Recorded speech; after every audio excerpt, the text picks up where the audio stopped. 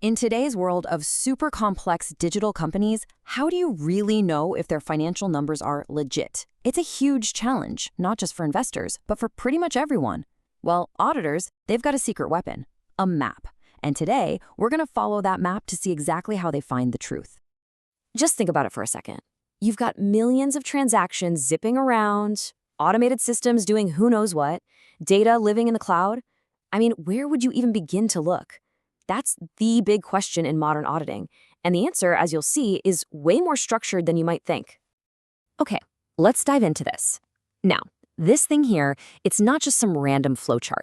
Think of it as a strategic framework, a game plan that guides auditors from a 30,000-foot view of a company's digital universe all the way down to a single transaction. It's how they systematically check everything. So let's break it down. So, first things first, why is a map like this so critical? Well, it's because it gives them a clear, repeatable process. This makes sure no stone is left unturned and that the whole audit is built on a solid, logical foundation. You always move from the general to the very, very specific. All right, so our journey starts right at the top of the map with what you could call the digital foundation, the company's IT environment. The IT environment is basically the terrain of our map. We're talking everything: the accounting software, the servers, network security, even who has access to what. Before an auditor can even glance at a single number, they have to understand the landscape where that number was born. So how do they actually check out this digital landscape? They start by testing what's called general IT controls. You know, basic but crucial stuff like who has the admin password to the financial software, or how fast is a former employee's access cut off. Then they dig into information processing controls to make sure the data is solid. Like, does the system have a safeguard to stop you from paying the same invoice twice? That kind of thing. And if the whole system seems strong, they might even be able to rely on some of the results from last year's audit. And here's the bottom line. If this digital foundation has cracks, say the IT controls are weak, then every single financial figure that comes out of it is immediately suspect. You just can't build a trustworthy report on a shaky foundation. Get this wrong, and investor confidence, it just vanishes. Okay, so once they've checked out the foundation and it seems solid, it's time to pick the right tools for the job. And that brings us to the auditor's toolkit, the examiner's tests. Yeah, if the IT environment is the landscape, then these examiner tests are the auditor's high-tech gear. And we're not talking about just a magnifying glass here. This is sophisticated data analytics software that can sift through millions of transactions to spot anything weird. It's using statistical sampling so they can test a small representative part of a huge data set and still be confident in the results. And, it's also good old-fashioned asking questions, interviewing people to find out how a process really works on the ground. So you see, these tests are that crucial bridge. They connect that high-level, big-picture IT environment to the nitty-gritty, day-to-day financial transactions that are actually happening inside the company. All right, foundation's secure, tools are in hand. Now it's time to actually explore the territory.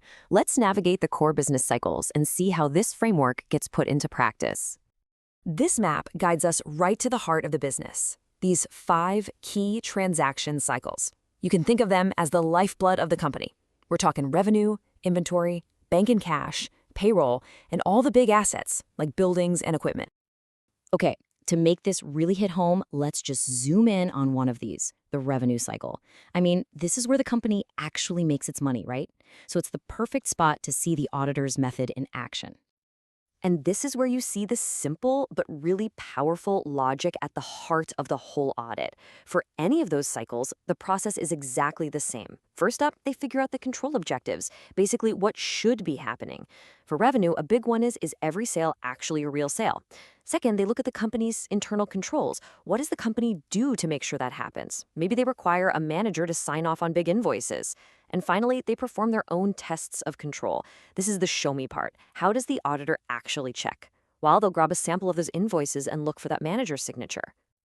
And this is the real key right here. That simple 3-step pattern: objectives, controls, tests. It's not just for revenue. It is the exact same process they use for every single one of those core business cycles.